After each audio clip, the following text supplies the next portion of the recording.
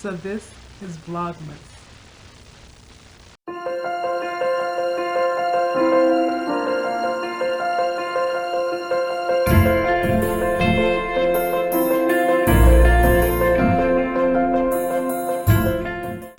For the next 25 days, I will be sharing with you inspiration and reflection and so much more.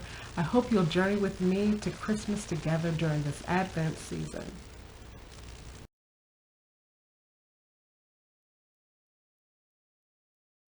Hello, and welcome back to Vlogmas.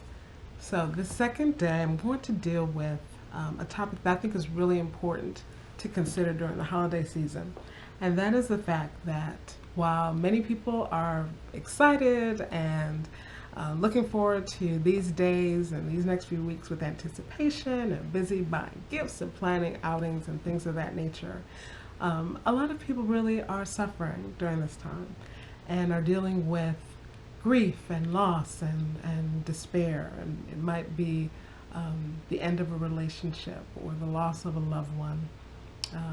A career change. Many people get laid off during this period of time. Whatever the case may be, and however long the incident that sparks it may be, grief is real, and no one can put that on a timetable. And so today I want to talk about what I'm calling this series of within Vlogmas, these talks. And I'll do probably one each week about Blue Christmas, when you have the blues during the holidays and you're feeling down and you're feeling lost or alone. How do you deal with things being different in your life, and when everyone around you and everything around you in our society is saying you're supposed to be happy and joyous and having a great time, and you're not feeling it? Well, first of all, give yourself permission to feel how you're feeling. If you don't want to wallow in it, you don't have to, but at the same time, trying to mask how you're feeling or ignore it is not helpful either. So one of the areas that's probably the most tangible way that we celebrate is through the traditions that we have, whether traditions in our family, whose home we go over and what foods they make for the big holiday get-togethers, who's at the table, who maybe this year is not, can really be a source of angst. I know that in my own life I have had many different iterations of finding new normals in holiday seasons, and that's been a struggle for me. One of the things as a pastor now is that I'm so occupied during the season that I have things that fill that time up. And one of the things I realized in changing to a new church that is not as scheduled as the church that I came from as an associate is that I have more time, and having more flexible time, I should say, not necessarily more time, but more time that's flexible, is that because it's not filled up with these obligations, I'm missing now in a way that I hadn't in the past. I mean, I'm talking about 14 years. I'm missing some of the traditions of my childhood and my early adulthood that I haven't in past years because I had new things filling them up. And so that's probably my first strategy or tool in terms of how do you cope during the holiday season.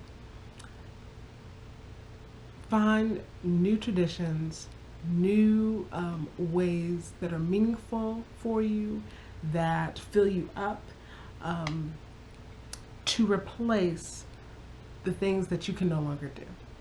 So, and really find things that fill you up. So if you enjoyed decorating Christmas tree and inviting folks over, and maybe you've lost a home, what do?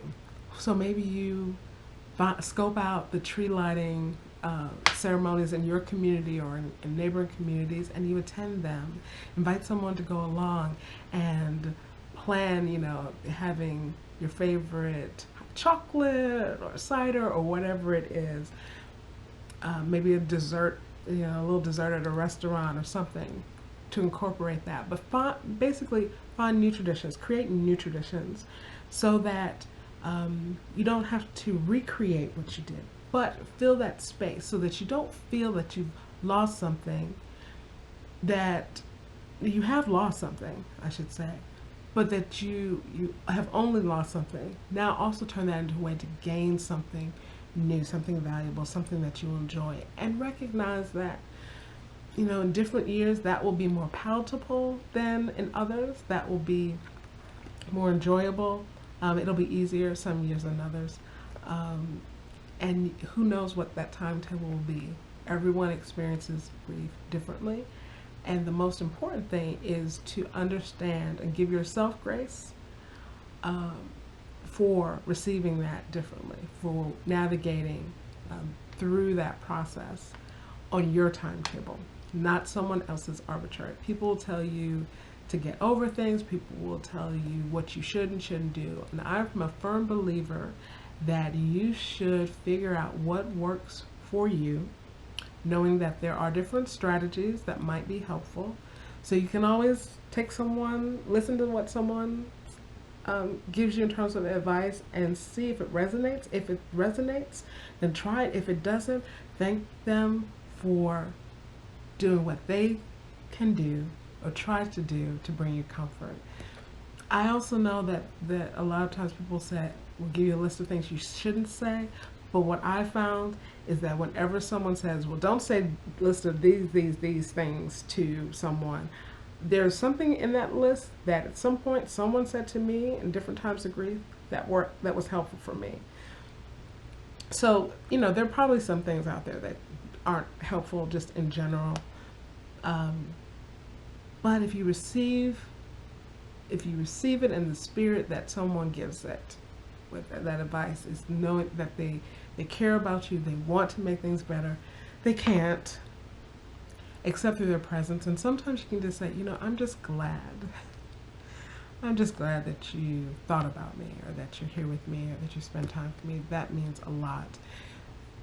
I have to figure out how I'm going to navigate this myself. I have to figure out what works for me, and it may not be what worked for you, but I really appreciate you being there. Because I find that the gift of presence is the one that lasts and that is the most resonating across the board. And so those would be my strategies for this week. Create new traditions to fill the space so that you don't end up with additional voids, just not only missing whatever it is that you've lost or whoever it is that you've lost, but also everything associated with it. Creating new traditions can help you in the process of finding new normal.